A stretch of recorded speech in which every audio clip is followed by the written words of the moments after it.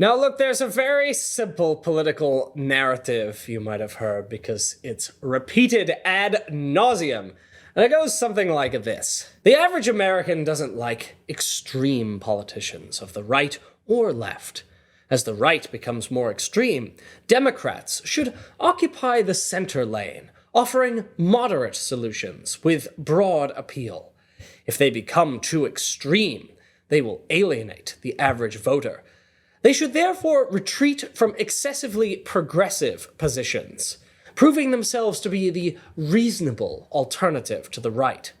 When Democrats lose, it's because they've gone too far left, and they must return to the sensible, careful, reasonable center in order to win.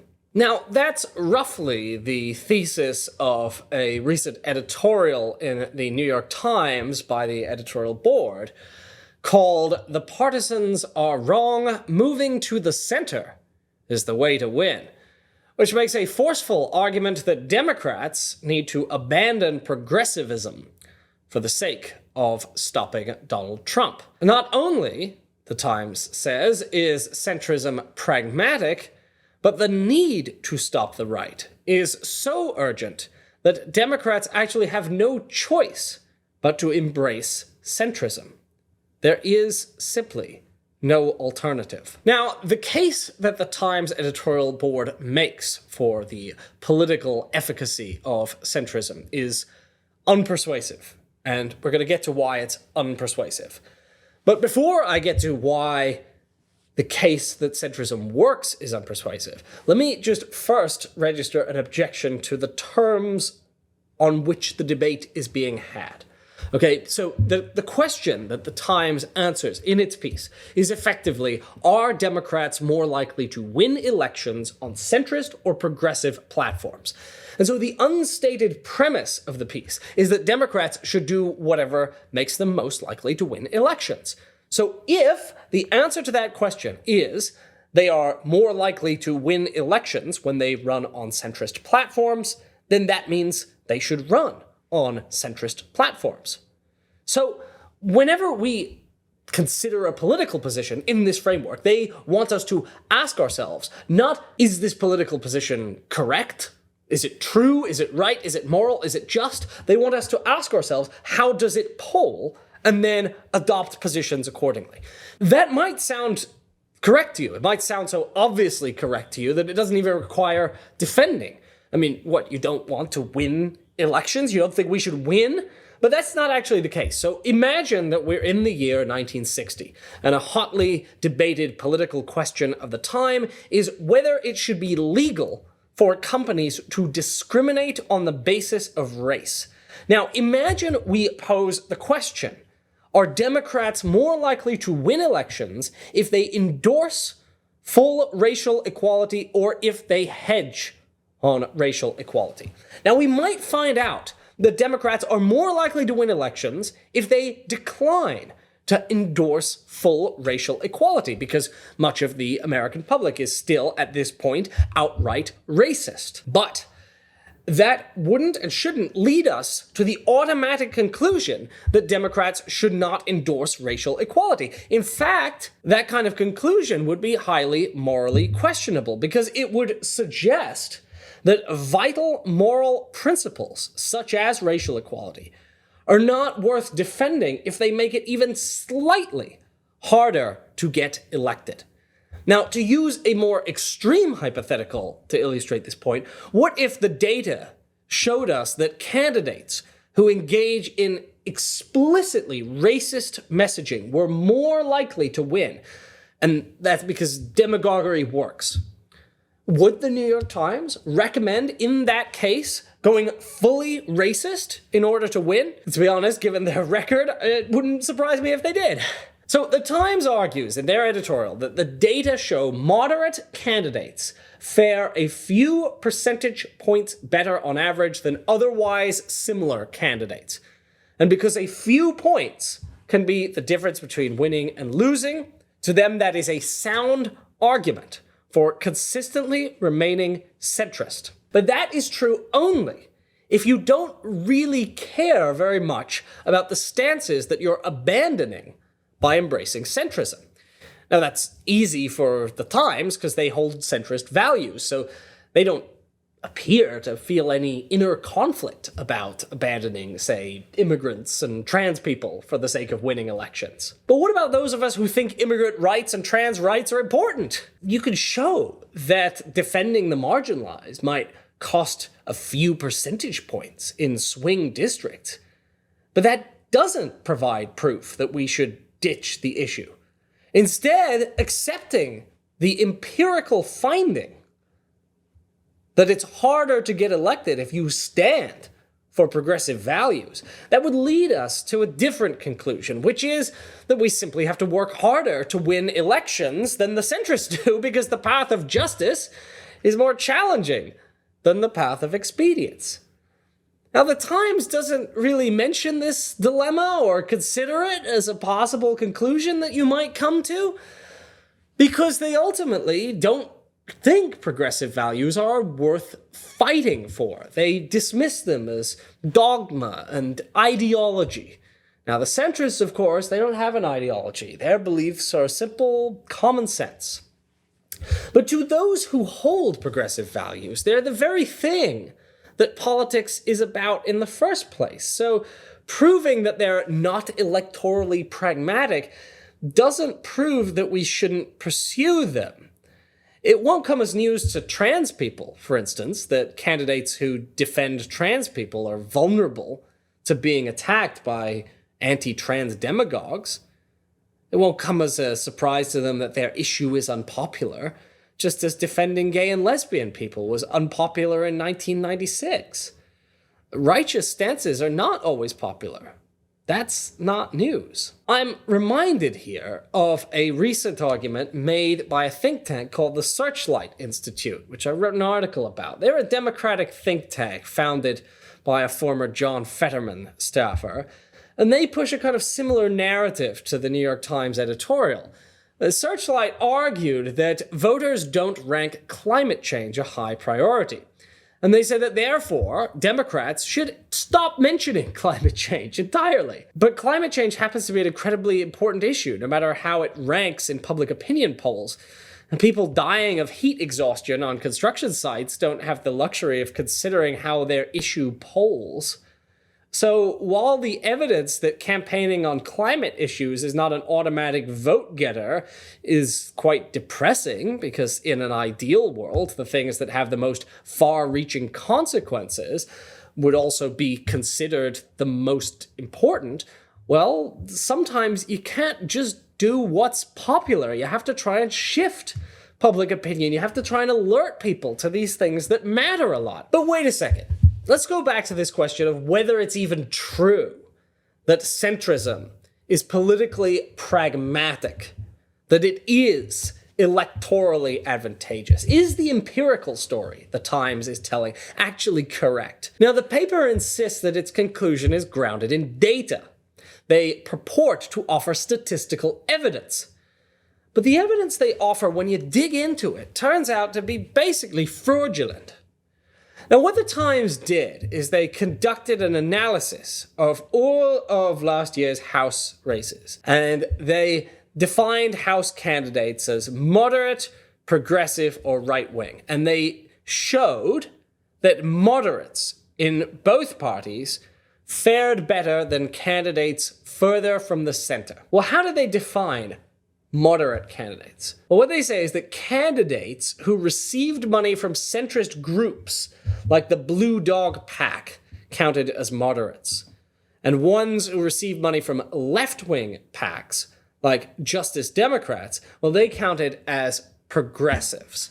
But there's an interesting blog post by the political scientist Adam Borica, and he really conducted a devastating analysis of the Times' work here. He showed that they were adopting a basically terrible method that overlooked some basic principles of good statistical reasoning. So you can instantly see why there might be a problem with the approach that the Times uses when we remember that old statistical saying, correlation is not causation. right? So if centrist groups tend to have more money than leftist groups, and money tends to predict electoral outcomes, well, then centrists would do better, just as rich people might do better than poor people in elections. But it would be the money rather than the centrism having the effect. Likewise, if incumbents do better, and there just aren't many leftists in office, then what looks like a centrism advantage might really be an incumbency advantage.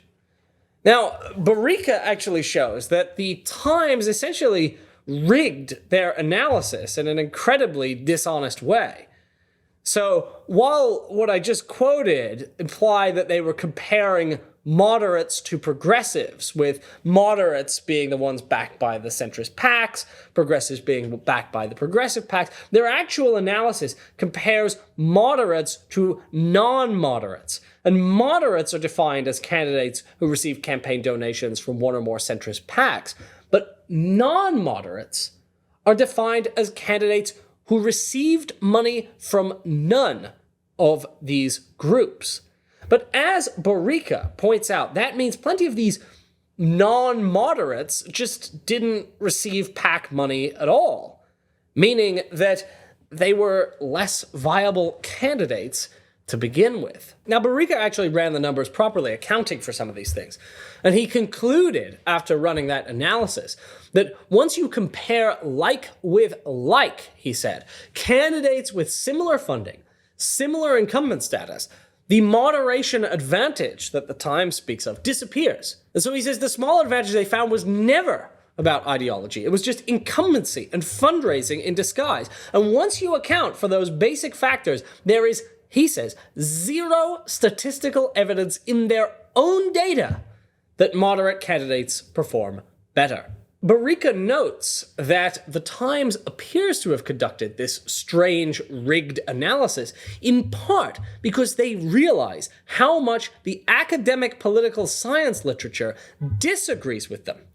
Elsewhere in their pro-centrism editorial, they take swipes at academic measures by professors that do not support their conclusions.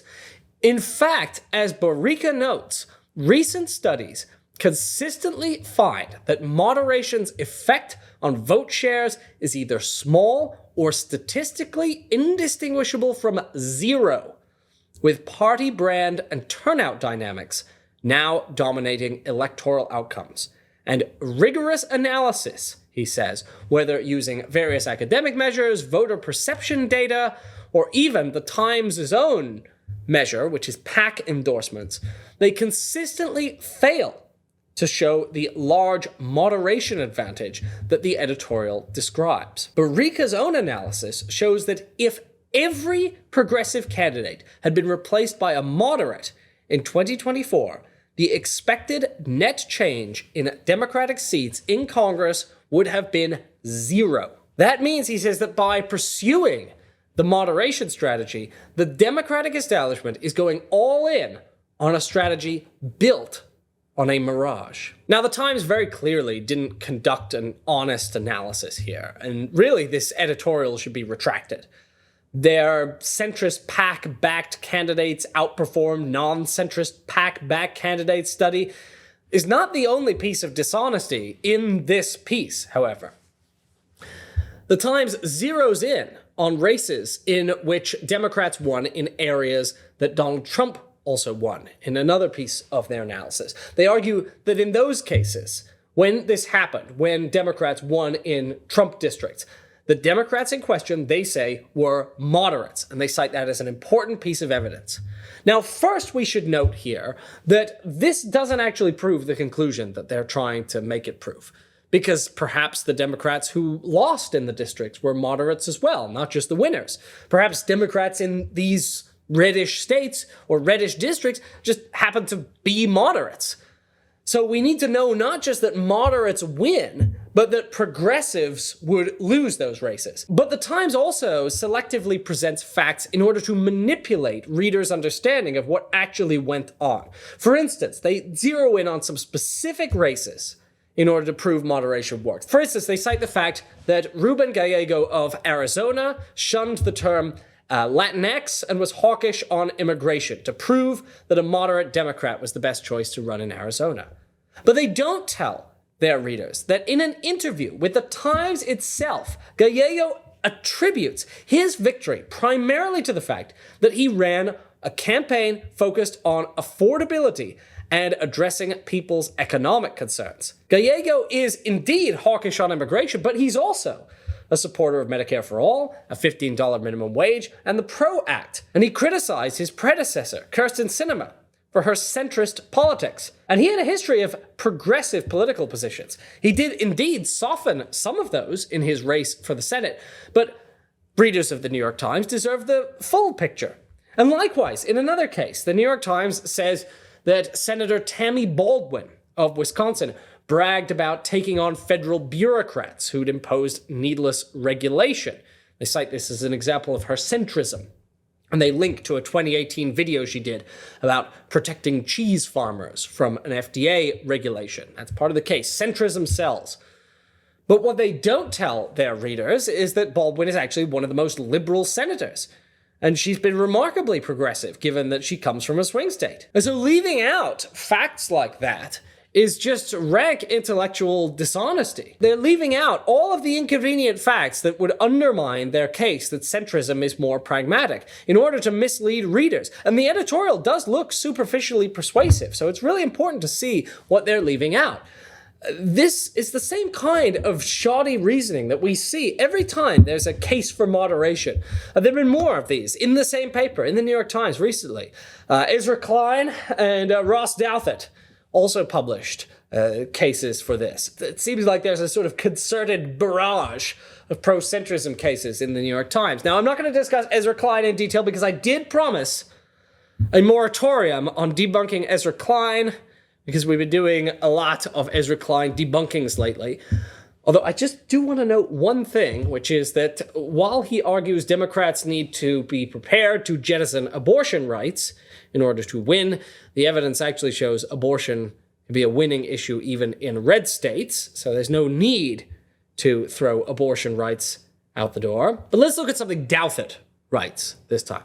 He says, quote, "It is completely obvious," and that's italicized, "the Democratic Party lost in 2024 because it overcommitted to a range of unpopular left-wing positions, some of which yielded disastrous policy results like the Biden migration wave, while others merely persuaded constituencies that had voted Democratic in the past, like blue-collar Midwesterners or culturally conservative Latino men, that the party now cared more about climate change and various academic fixations than cheap energy and good-paying jobs. If for some reason you don't find this obvious, I recommend spending some time with the new report, Deciding to Win, from the center-left group Welcome. There's something I learned back in law school, which is that anytime you see someone assert that something is, quote, obvious, you should immediately get suspicious, because it may actually be their weakest or most contestable claim. And they may be disguising the fact that it is the most weak or contestable claim by calling it obvious or common sense in order to keep you from noticing how dubious it actually is. And that applies doubly in cases like this one, where the writer calls the assertion completely obvious and puts it in italics. Now look, okay, he says it's obvious, completely obvious. Democrats lost in 2024 because they were too far left. Although we did see headlines during the campaign telling leftists that Harris's centrism was working and we needed to stop criticizing her. In fact, Kamala Harris was not particularly left. She had a few good economic policies, but she ran on a platform that was aggressively pro-police, pro-Israel, pro-business, including crypto, and pro-fossil fuels. She was also non-committal on trans rights, which is a typical target of the too-left critique. She said only that we should follow the law when it comes to who can and cannot access gender-affirming healthcare. Okay, but Douthat directs people to this report, he says, that proves his common sense observation. But I have to assume he doesn't think people are actually going to read this report because I opened it, and if people do open it up, they're going to find that while it indeed advocates avoiding progressive ideological purity, it also contains an explicit warning against a pivot to corporate centrism, stressing a, quote, unwavering focus on the economic issues that are the top priorities of working class Americans, and saying there is, quote, much to learn from the relentless focus of Bernie Sanders, Alexandria Ocasio-Cortez, and Zohran Mamdani on lowering the cost of living and expanding opportunity for the middle class. It also shows in the report that some of Democrats' most popular proposals are raising the minimum wage to $15 an hour and providing universal free school lunches. It notes that expanding prescription drug negotiation, which it says is a longtime priority of Senator Bernie Sanders, has more support among the general electorate than 98% of Democratic policies we polled, and is above the 95th percentile of support among both swing voters and non-voters. It notes that, quote, the approach of Bernie Sanders in 2016 is the template that Democrats need to follow in order to win. Although elsewhere it also says the approach of Barack Obama is also the template, even though there's quite different campaigns. Anyway, point is, Bernie Sanders. Now look, here I want to note something quite strange about the way that centrism and moderation and the left are discussed in these pieces. People like Douthit and the Times editorial board are often talking as if Hillary Clinton, Joe Biden, and Kamala Harris were left politicians. Now, a Democratic socialist who actually watched the last 10 years of American politics, I actually happen to remember that the left candidate, who was Bernie Sanders, in 2016 and 2020, the one who actually talked about economic issues, that candidate, the left candidate, Bernie Sanders, was crushed by the Democratic establishment. And they chose to run uninspiring centrists who we despised. And we're constantly saying, stop running these uninspiring centrists. Now, Ezra Klein, I'm sorry to mention Ezra Klein, I know there's a moratorium. He says, from 2012 to 2024, Democrats moved sharply left on virtually every issue, and then they lost. But I don't remember it the same way. I remember the left screaming into the void over and over and over. Democrats needed to stop running on a combination of platitudes, anti-Trump posturing, and superficial wokeness. And they needed to start running on universal health care, free college, building unions, increasing the minimum wage, giving America a Green New Deal. I remember us being rebuffed consistently when we say this. And I remember lamenting as Democrat after Democrat ran from the populist economic agenda without compromising on racial and gender justice that people like Bernie Sanders and Zohran Mamdani have used to inspire broad support. Bernie Sanders recently spoke to the New York Times, and what he said is, Democrats lost the election. All right, they abdicated. They came up with no alternative because, you know what? They even today don't acknowledge the economic crises facing the working class of this country. Now, you tell me, all right? How many Democrats are going around saying, you know what? We have a healthcare system which is broken completely. We are the only major country on earth not to guarantee healthcare to all people. Now, I think Bernie's abdication idea here, I think that's a far better theory for what happened over the past 10 years than the idea that Democrats are too far left. It's not even so much a left-center divide here as a divide between a politics that acknowledges and confronts the crises of our time, like oligarchy, precarity, that broken healthcare system, war, climate disaster. There's a divide between that kind of politics and a politics that meets those crises with meaningless word salad of the Kamala Harris variety or the Pete Buttigieg variety and pseudo-solutions. Now, I see Bernie Sanders as an exemplar of the politics that meets the moment.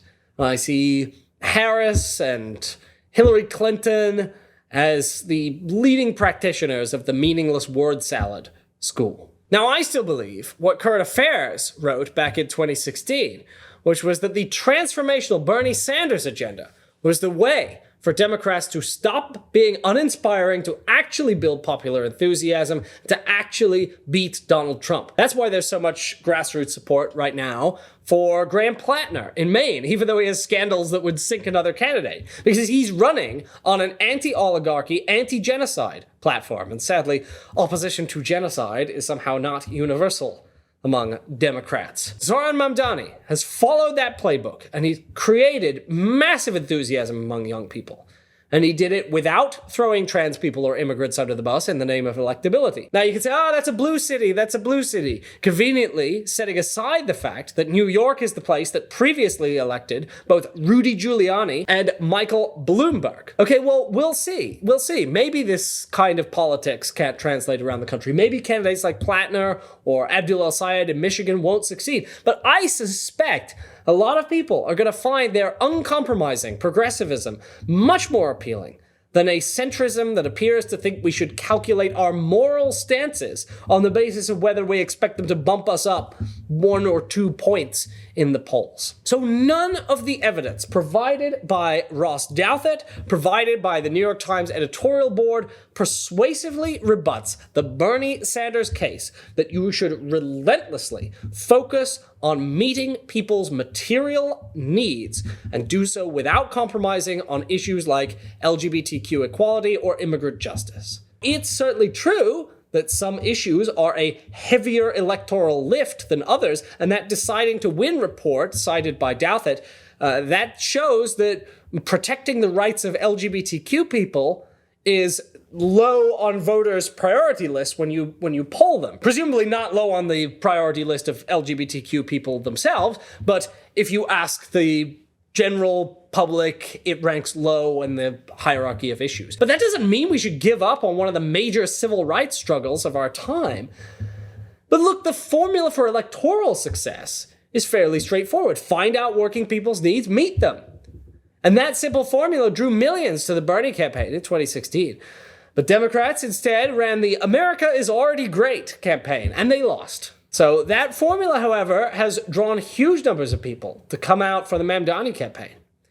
And instead of taking notes on that, instead of being amazed and inspired by all of the young people that Mamdani got out knocking doors, people like Douthat and the New York Times editorial board are ignoring their own cited data to argue that what voters want is more vacillation and vacuity. I don't think they do. Thanks for watching. This video is a product of Current Affairs Magazine, the country's leading independent left print magazine based here in New Orleans, Louisiana. Go to currentaffairs.org to find out more about us, and currentaffairs.org/subscribe to subscribe to our absolutely gorgeous bi-monthly print edition. Get it in your mailbox. You can also subscribe to the Current Affairs News Briefing, the Current Affairs Podcast, or you can subscribe to our digital edition. Current Affairs is entirely reader-supported. We have no ads. We have no corporate backers. We depend on you. So please consider purchasing a subscription or making a donation to Current Affairs today. We are a 501c3 non-profit organization, and your donations are tax-deductible to the extent allowable by law. Thanks for listening. Thanks for watching.